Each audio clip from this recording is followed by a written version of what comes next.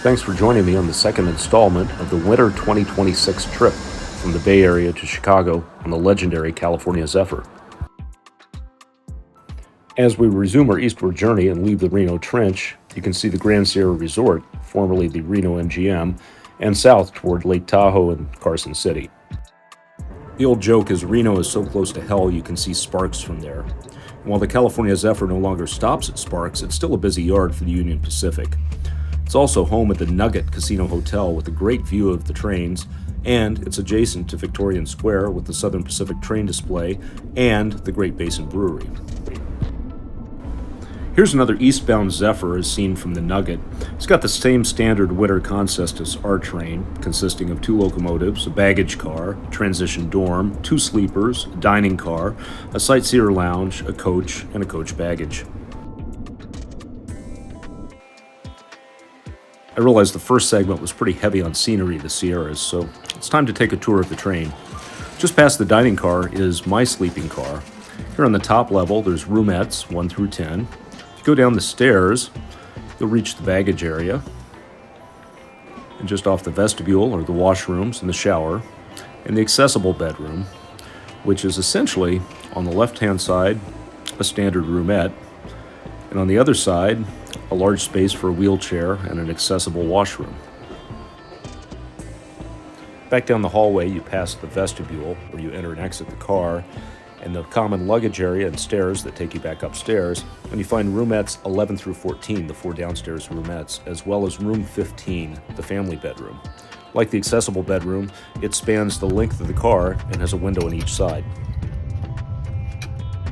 This is from a trip on the Sunset Limited where I was able to snag the family room for just slightly over what a roomette would have cost. I like it, even though it has no washroom. The space and the fact that it spans both sides of the car is phenomenal.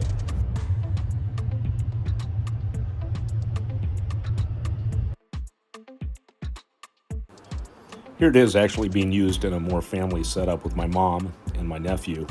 As you can see, it's probably the only accommodation on the entire train where you can have a pillow fight and then sleep comfortably afterwards.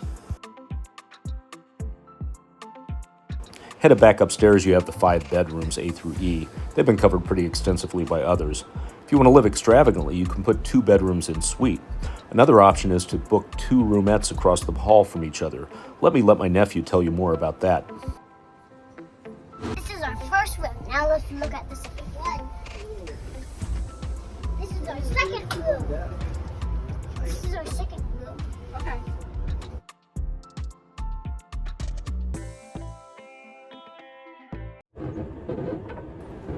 As we resume the journey eastward from Sparks, scenery is still interesting, but it definitely is a stark northern Nevada landscape.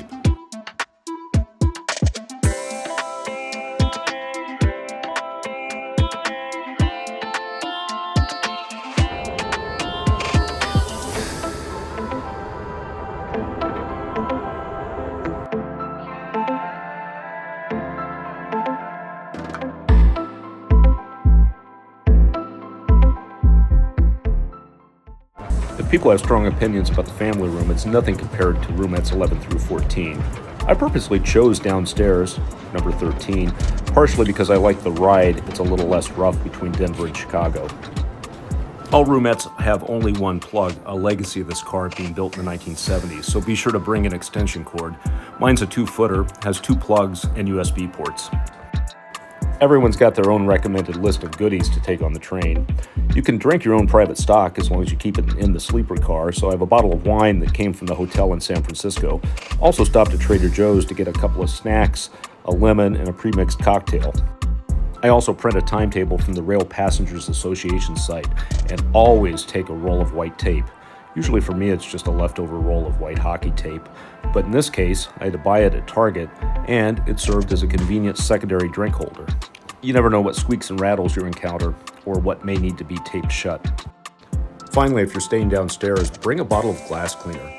It's easy to use the station stops to keep your window clean, and once others discover you have this, it's amazing the friends you make.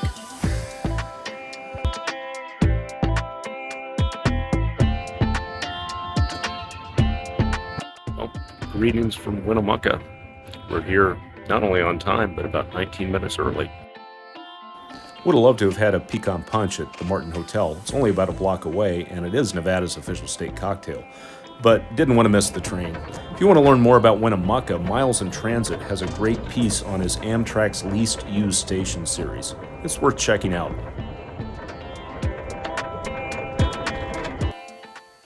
Good morning. It's a little after 7. The sun is on its way up, and the dining car has made its first call.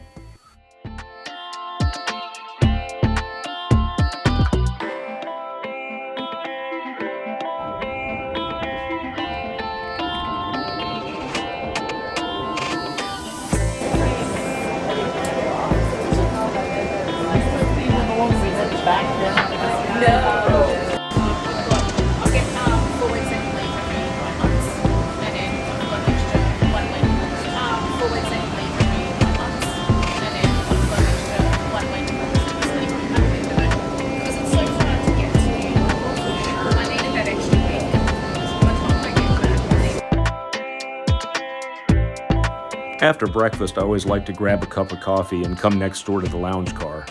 This time I've come downstairs, and the cafe is closed because the attendant is on his breakfast break. So we have it all to ourselves. Here's a quick look at the cafe menu for this trip.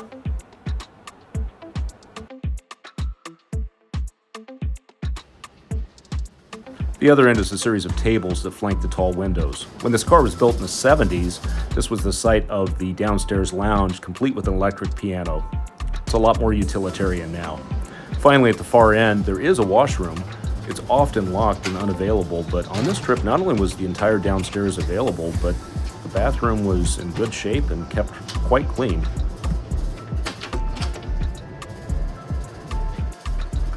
It's easy to find lots of footage of the upstairs of the Sightseer lounge, and for good reason, but I think a case can be made for hanging out downstairs.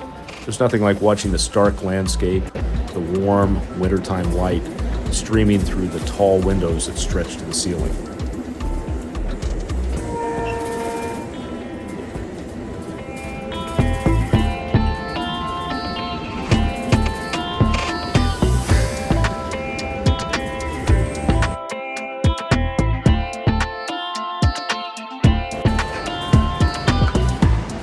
Good morning, ladies and gentlemen. It's your dining car staff. At this time, the dining car has included breakfast service and is now closed. Please listen up for announcements regarding lunch.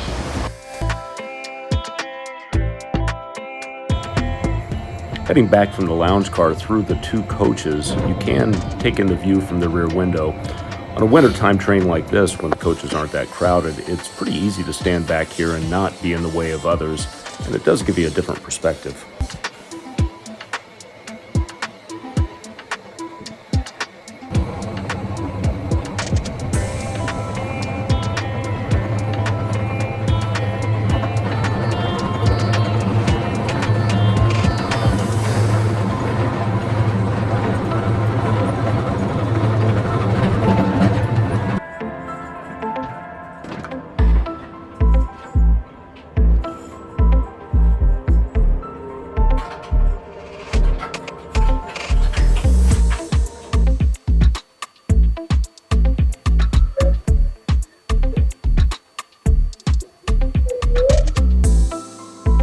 Well, welcome to Grand Junction. This is the depot. Well, not really. This is the old depot.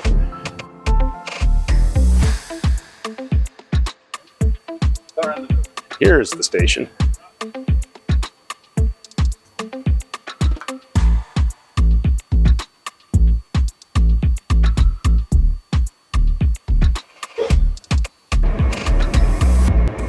Heading east out of Grand Junction, we pass through a rich agricultural district and massive orchards.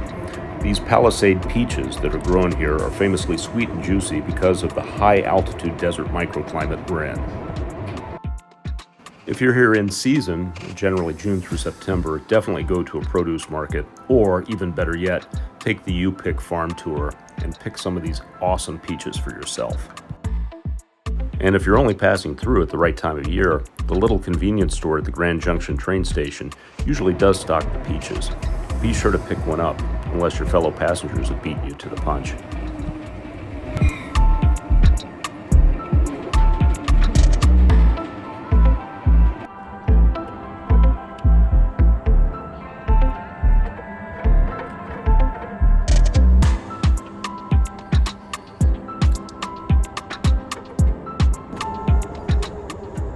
Leaving the Grand Valley Agricultural District, we parallel the Colorado River and I-70. I'm a strong advocate for eating my meals in the dining car, but you can be served in your own room if you like. And that could make sense. Maybe there's a station stop you don't want to miss, or scenery on a certain side of the train you want to be there for. As we head on toward Glenwood Springs, I'll turn the camera over to my nephew one more time. You see that blue part? That's a river. See all that blue? It's a river. It's called the, I don't remember, the Colorado River. Because we're close to Colorado. Look, the train tracks. And this is the train. I'm going to show you around. Can you come with me? Show you around.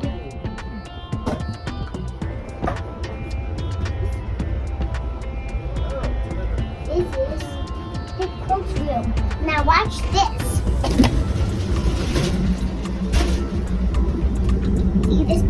See this little scratch thing? And this is, ooh, look at that canyon we're in. Let's not go any further. Just down. And this is the stairs.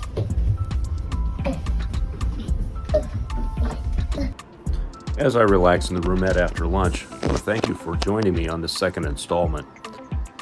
Next time, we'll head through the heart of the Rockies and on toward Chicago. See you on board the train again soon.